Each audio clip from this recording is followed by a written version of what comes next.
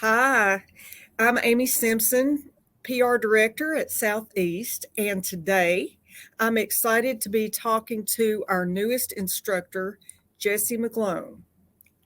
He's going to be teaching in our new private pilot license certification program. And this spring, in the bi term, we're going to be offering our first two classes, both of them taught by Jesse. So, welcome, Jesse. Thank you. It's great to be here.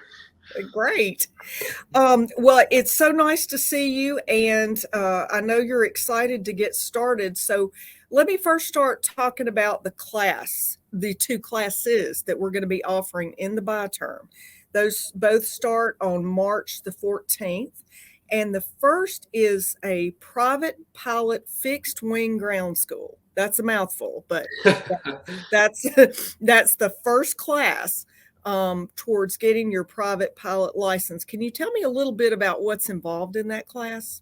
Yes, so the private pilot fixed wing ground school is going to be talking about weather, aeronautical decision making, systems a little bit, different regulations, rules, the basics of flying, a little bit of aerodynamics. We're going to be kind of going through everything we need to in order to pass the private pilot knowledge exam. So that is going to be kind of the end of the year exam potentially. And by the end of the class, you should be able to attain a private pilot license and be ready to fly. Okay. And so, as we were discussing a little bit earlier, because we are still under some, COVID protocol and so forth, this class is offered on a hybrid basis. So, meaning that sometimes it will be online and sometimes students will meet on site on the Middlesbrough campus. Is that right? Yes, ma'am, that is correct. Sometimes we may be online. I'm going to try to have most of the class in person, but you know how things come, and so sometimes we'll be online. So it'll be a hybrid class. Okay, great. And so a lot of people don't realize this, but we have a flight simulator here in our new building in the Educational Alliance Center on the Middlesbrough campus. And so that's going to be, what is that like? So the flight simulator is a full entire VR flight simulator. It is gone through X-Plane, which is, if people are familiar with Microsoft Flight Simulator, it's very similar to that. It's very realistic and will help with students in training, and hopefully it will succeed the student to get to that next level in their private pilot license. Okay, great. And then the certification that, just so that everybody understands, the certification that students will be getting from Southeast, if they're interested in going on, is a 5-class certification. So the fixed wing ground school class that we're talking about, that will be the first. And then this semester, you're also going to be teaching a class in weather and climate. So what does that entail? The weather and climate class is going to be related to the private pilot. We will be talking about temperatures, dew points, thunderstorms, different weather currents, high pressures and low pressures, and a lot of factors that go into flying an airplane with the weather around the atmosphere. Good to know. Okay. And then, yes, we'll be picking up the other classes in the fall. So a student, and two of the classes are general education classes that if a student either has a degree already or if they're a current student, they may actually already have those classes. So why would someone want to get their private pilot license? What can you do with that? So the private pilot license is more of a recreational thing. For some people, others, it could be the next step in going to an aviation university. You could skip private pilot and go to your instrument rating. Same with the Army, military. It was kind of like a jump forward ahead to get you ahead of the program that you're going to be going to. Other people may just want to have their private pilot license to fly their buddies or their family somewhere where it's a lot safer, more reliable travel. Um, because with your private pilot license, you can carry passengers. However, you cannot be paid for your flying, so you cannot have compensation for flying. That is further ratings. Now, I understand you are able, though, to kind of have your own business and fly people. So, how do you go further and become a commercial pilot? To become a commercial pilot, you have to get your private pilot license, your instrument certificate, and also your commercial license. And once you obtain your commercial license, that is whenever you can fly for hire. So, to get a commercial license, students, one option would be to go to the program at Eastern Kentucky University. Is that correct? Yes, that is correct. Eastern Kentucky University is a Part 141 program, so you can get all your certificates to go to the airlines once you graduate EKU. Okay.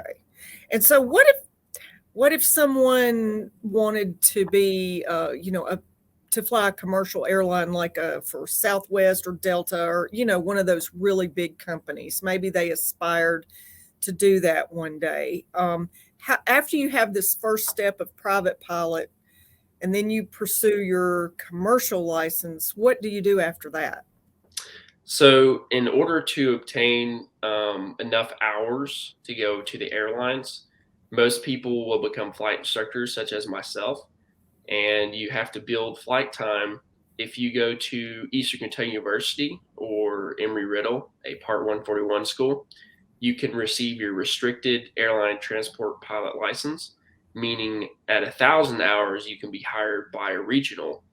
But if you were to go outside of a 141 program, a Part 61, you would have to have 1,500 flight hours. Most people obtain all these flight hours by flight instructing. Okay. Oh, you mean by themselves being an instructor for others? Yes. So basically, them being flight instructors and teaching other people is how they gain their Well, hours. 1,000, that seems like a lot of hours. How long does it usually take to accumulate that many hours? Depends on the location and where you're working and how much of demand flight students there are. But Gotcha. typically, it could take anywhere from a year to 2.5, 3 years. Okay. All right. Well, okay. So students can sign up, that can register. These classes are already on the books.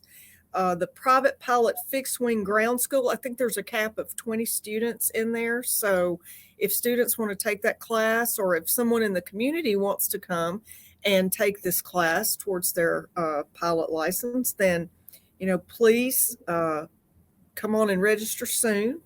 Also, the weather and climate class is available this semester. And I've already said that, maybe I'd kind of like to do that too. I think this is a pretty useful thing for somebody to be able to learn to do. I highly agree with you on that. Yeah, absolutely. I know quite a few people who in the community who have their license, and if they want to go off for a nice weekend, they'll fly rather than having to drive for 8 hours. They'll fly for an hour and a half or 2 hours, and it'll be a lot safer, as you pointed out, of a way to travel. What about somebody who may be scared of flying? What kind of do you ever encounter that as an instructor yourself, or when you fly people, you know, commercially? What do you tell people? So yes, if I encounter that all the time as a flight instructor, people that are afraid of heights, afraid of flying in general. That is a very common thing for me. The way to counter that is to tell them the statistics of how safe it is to fly, and basically try to relax, enjoy the views, and not to think about how high you are. Also, if you were to hit a little bit of turbulence in the airplane, to remain calm, because all it is like hitting a road bump when you're driving a car. It's the same exact thing. Good. Well, I'll tell you what, Jesse, tell us a little bit about you and how you came to be a pilot.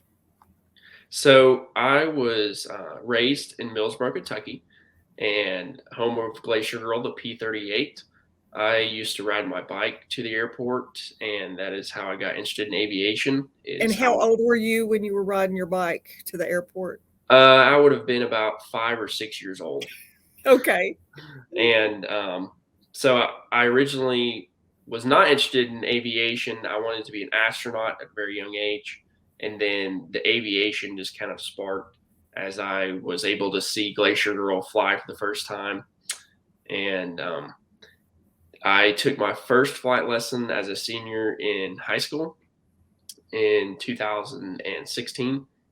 I received my private pilot license in 2017 and decided to enroll in Eastern Kentucky University Aviation program. And that's where I received all my certificates. Okay, great. And you, I know that you fly out of the Middlesboro airport quite a bit. So you're flying people around who need to go on like what business trips and things like that. For the most part, I just mainly instruct out of this area, New Tazewell, Millsboro Airport, and Harlan Airport. That is usually my instructing locations where people want to learn how to fly. I will teach them how to be pilots.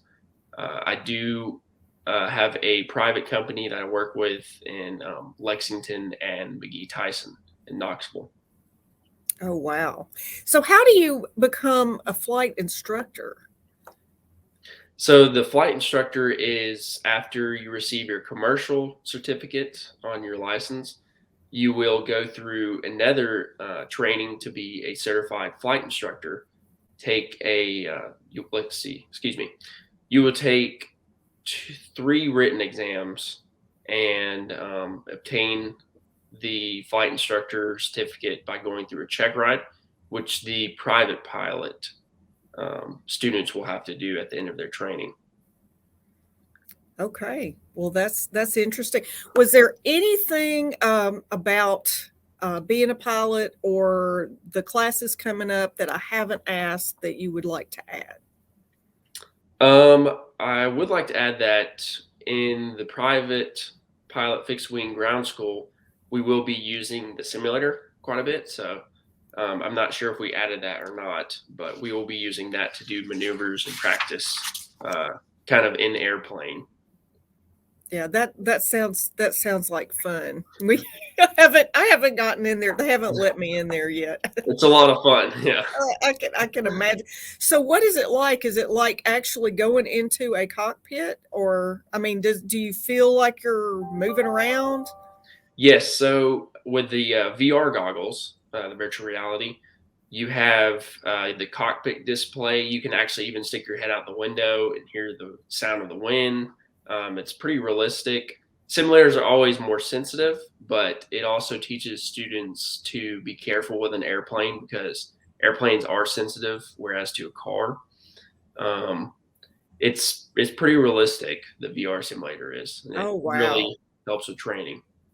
Well, that's amazing. I can't wait. So once again, March 14th, when we start our bi-term classes here at Southeast, we will be offering Private Pilot Fixed Wing Ground School.